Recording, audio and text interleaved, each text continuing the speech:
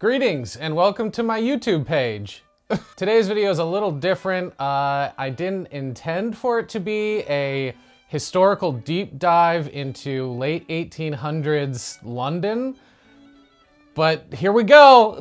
As the years pass, things inevitably change. Horses used to be the main mode of transportation before the automobile.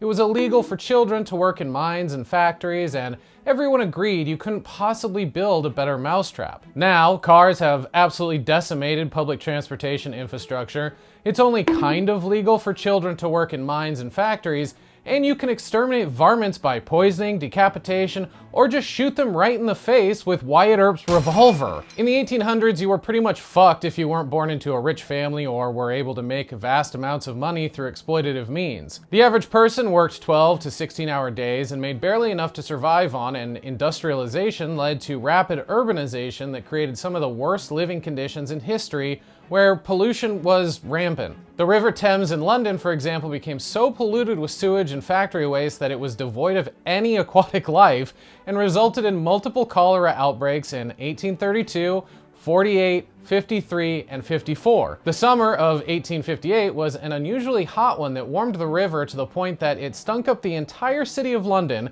becoming known as the Great Stink, which I couldn't love more. The smell of all that human waste and chemical runoff became so unbearable that it disrupted the daily functioning of the government, with people dousing their curtains in chloride of lime, an early disinfectant bleach, to no avail. It's like spraying Febreze in the bathroom after you take a wicked dump. It just smells like roses and shit.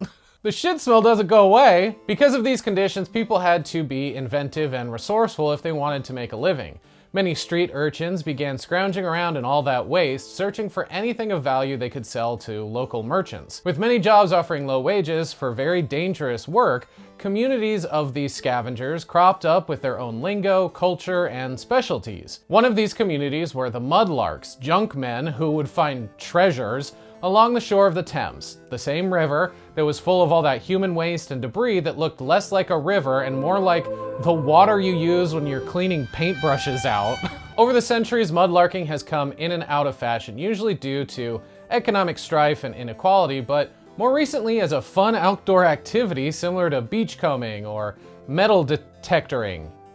Detecting? Metal detecting? At the time, these mudlarks were mostly made up of poor children and robust elderly folks who lived near the banks. These people could eke out a subsistence on the treasures they would pull out of the filthy shore at low tide. Some of these treasures were bits of pottery and glass, lumps of coal, tin tokens from the time of King James II, oh, and also human corpses and dead cats. So many dead cats. Doing research on mudlarks, not mudlarkers, which is what TikTok told me, I came across one of the few historical records of the practice from Henry Mayhew in an 1861 journal titled London Labor and the London Poor, where he detailed that the income wasn't much more than meager, but stated that despite this, mudlarks had a degree of independence, since the hours they worked were entirely at their own discretion, depending on the tides, and they also kept everything they made as a result of their own labor. Now, this is an awfully positive spin on being so poor that you have to paw through filthy mud and excrement just to buy a loaf of bread, or a bean that you then have to share with 3 other hobos. Excuse me, mudlarks. Throughout Mayhew's journal, he details many different variations of these poor scavengers. There's the grubber, the tosher, waste picker, rag and bone man, and my personal favorite, junk man, where the mudlark was someone who scrounged around in the low tide for anything they can sell for even a penny. The junk man didn't seem to bother getting dirty in the shores of the Thames and has little regard for his collection of items in various states of disrepair. Junkman sounds like the last superhero you'd want to come rescue you, whose arms you would only reluctantly leap into from a burning building as a last resort. I'm Junkman! Played by Nathan Fillion, of course. A rag and bone man was also sometimes referred to as a junk man, but also rag man, rag picker, totter, bag board, or bone picker. But I like to think of them as deranged Santa Clauses carrying around a nasty gray sack full of broken plates and long-lost disembodied doll heads. This version of a garbage merchant typically collected unwanted household items, including rags, obviously, but also animal bones and random pieces of metal. I guess just any kind of metal. They must have been just riddled with lead and mercury poisoning. Although I don't know how you carry around mercury in a bag. The bone picker and rag gatherer may be known at once by the greasy bag which he carries on his back. Usually he has a stick in his hand, and this is armed with a spike or hook for the purpose of more easily turning over the heaps of ashes or dirt that are thrown out of the houses, and discovering whether they contain anything that is sellable at the rag and bottle or marine store shop. Now, I know it was the frank language of the 1800s, but I can't help but feel like Mayhew himself was just so disgusted by their very being when describing the conditions and appearance of these unfortunate souls. Even the terms used to describe the various iterations of mudlark and junkman are the most unflattering characterizations, like the grubber, a junkman who specifically scurries around in the sewer drain salvaging clutter and rubbish. His descriptions of mudlarks, while reflective of the era, are unintentionally harsh and matter-of-fact to a comedic degree. Like, these people were the poorest of the poor, and there's no attempt to expand on their struggle or empathize with them. Rather, everything he says is what you write when describing a newly discovered bird or insect that looks like tree bark.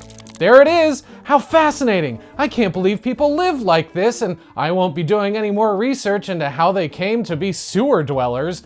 Oh, the mysteries of this strange, strange world.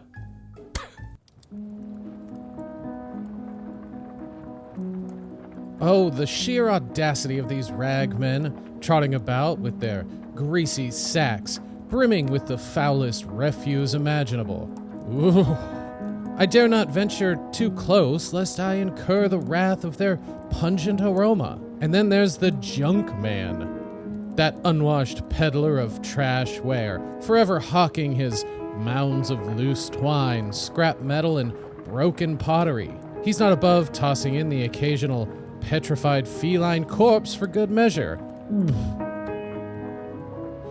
Oh.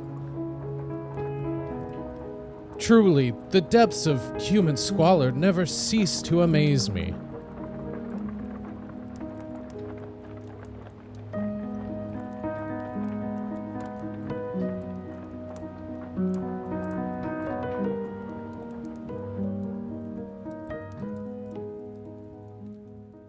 This long, storied history of mudlarking makes its transformation into fun weekend activity all the more bizarre. Mudlarking has experienced periods of popularity and decline throughout history, and while it was once a necessity for impoverished individuals, it has since evolved into a leisure activity for enthusiasts interested in uncovering historical artifacts, trash, and connecting with the past in their local communities. I want to take a pause here for just a moment for anyone outside the US who might stumble upon this video about people who dig through the dirt foraging for stuff and might be a little confused. I'm not talking about mudlarks the bird, because yes, there are birds that are also called mudlarks in some regions, and there are a huge variety of them, like the skylark, the horned lark, the bush lark, and the titlark. Interestingly, one was not named after the other. I thought that because some birds forage and feed by digging through the dirt and sand in a similar way to their human counterparts, that people mudlarks were named after the behavior of birds, but they're not, and the term predates its use when describing this specific family of birds. It's just a coincidence that lark was a colloquial British term meaning a pursuit or outdoor activity that could be considered undignified or of low status, or also a frolic or a mischievous adventure. It's just kind of wild to me that these two definitions evolved completely independently, yet their origins could be interchanged, and it would still make sense based on the similarities between how each being acts in a very specific context. Language is wild, guys. Other etymologists have also suggested that lark, in the sense of a frolic or playful adventure, could be a variant of the word lake, or lake, which in some northern English dialects meant to play and not a naturally occurring relatively large body of water localized in a basin or interconnected basin surrounded by dry land, which is a whole other etymological clusterfuck. This transformation could be due to regional variations in pronunciation and spelling over hundreds or thousands of years. Oh my god, okay.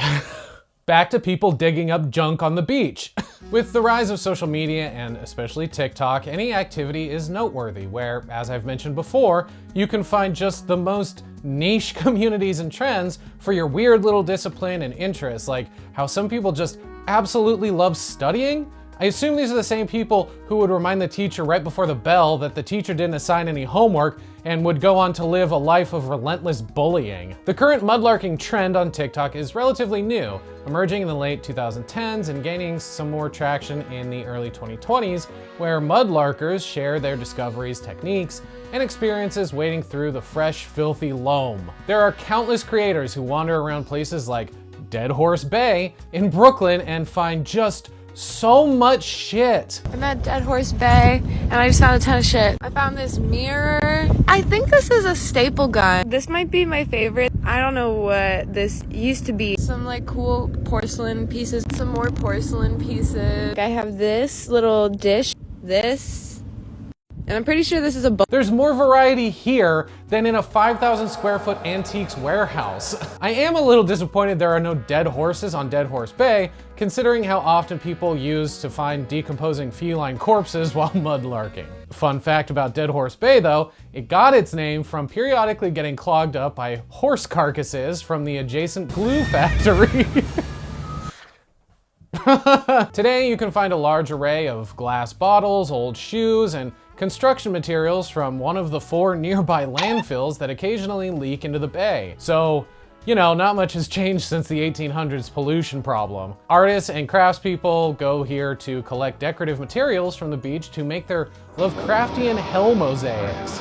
Allegedly. User Parlor City Pickers found full bottles of what look like the world's very first Coca-Cola ever produced that's still sealed with its contents intact. Old Father Thames found a vast beach of random animal bones that would be the perfect setting for a surrealist horror movie akin to The Green Knight and make an 1800 rag and bone man's head explode. And it's not just broken bits and bobbins people find. You can find hand grenades too that require the entirety of the Thames be closed so the bomb squad can come and detonate the potentially live ordnance. There is absolutely no telling what people will find, like when user Roman Found discovered some old dentures which initially scared the shit out of them. Rightfully so.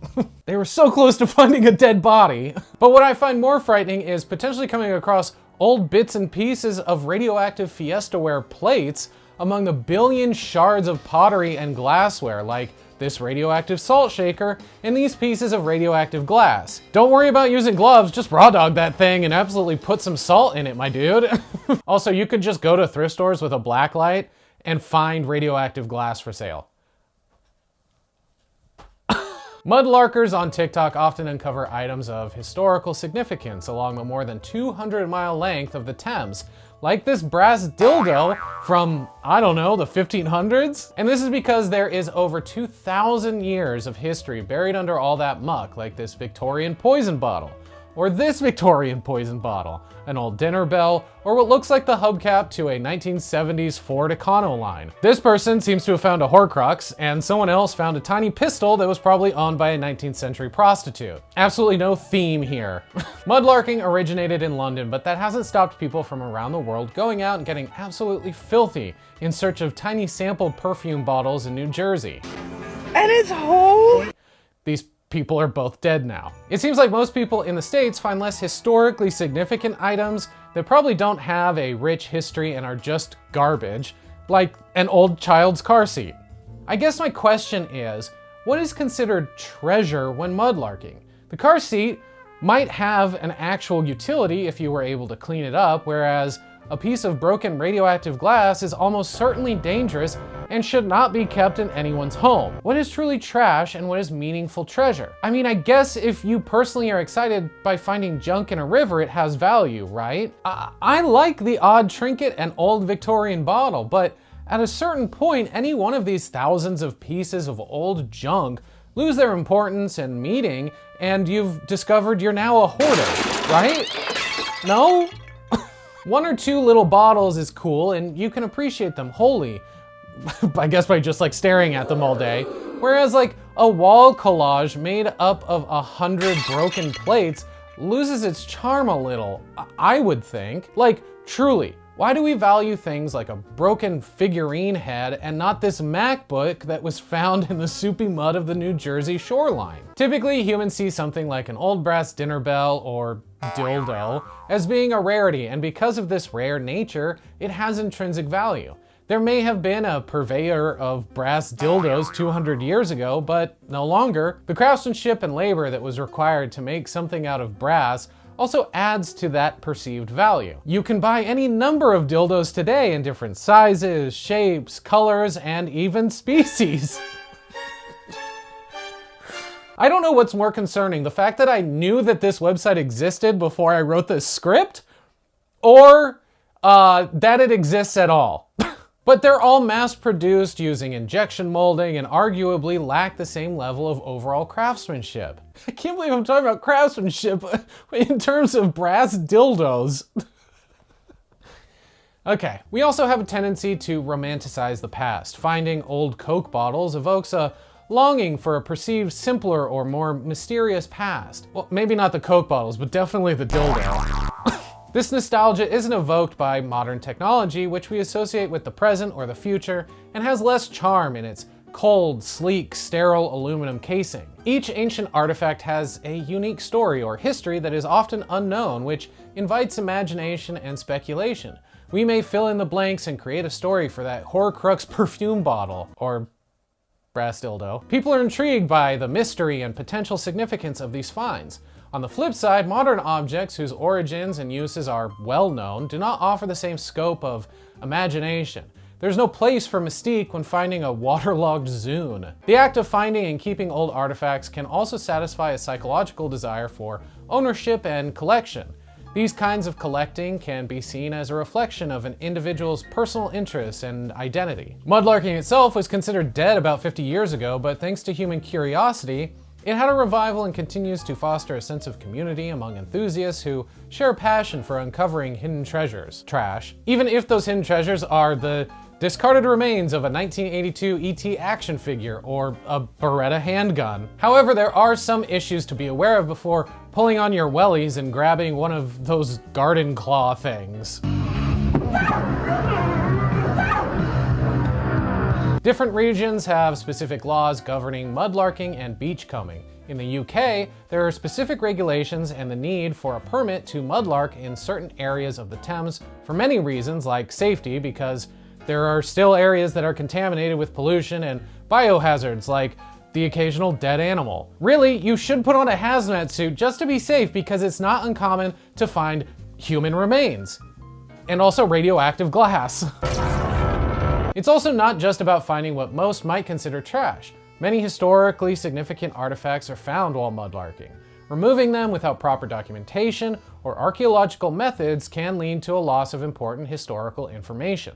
The value of an artifact often lies not just in the object itself, but in its relationship to its surroundings. The location and context of a 500-year-old coin or brass dildo can tell us about how the artifact was used, who may have used it, and its significance in the broader cultural and historical setting. Archaeologists use the context and location of an artifact to make broader inferences about historical events, social structures, and cultural practices. You might be able to discern how often that brass dildo was used and gain insights into the sexual proclivities of an ancient housewife. In the United States, people find a lot of indigenous artifacts like arrowheads and pottery that are part of a larger cultural heritage. Recording their location and discovery helps preserve this heritage and provides future generations with a more complete understanding of their past. Because of this, many places have legal requirements to report the finding of certain types of artifacts, especially those of significant historical, cultural, or monetary value. And also guns. There's always guns. Of course you're gonna find guns in a river. in America. Recording all of this information is a way to crack down on illicit trading. Detailed recordings help distinguish legitimate archaeological finds from those that might be part of a black market antiquities trading or fraudulent recreations. It provides a provenance for artifacts, which is essential in combating illegal trafficking. These detailed records are also invaluable for educational and research purposes. They provide a wealth of information for scholars, students, and the interested public, contributing to our collective knowledge and understanding of history, something we are sorely lacking. I guess if you don't mind getting dirty or coming down with radiation poisoning, go out and mudlark. Just make sure you're acting ethically and responsibly. We all need to get outside more and touch grass, or, in this case, the filthy shore of the Thames or New Jersey's Passaic River, where, over a long enough timeline, you will definitely find a dead body. It is New Jersey after all. If you find a gun, call the cops. If you find glowing glass, run. If you find a grenade, I don't know, pull the pin and see what happens, man. Could be fun. Although I guess that's not really ethical. That's the video. Thanks so much for sticking around. If you did stick around this long, this thank you is for you.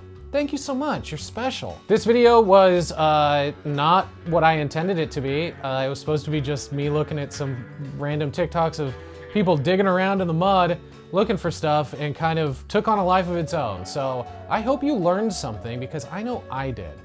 I learned that there were brass dildos and that there's a bird called a titlark. So be sure to, I already said share, but you can go follow me on Instagram, where I occasionally make updates and posts about the channel.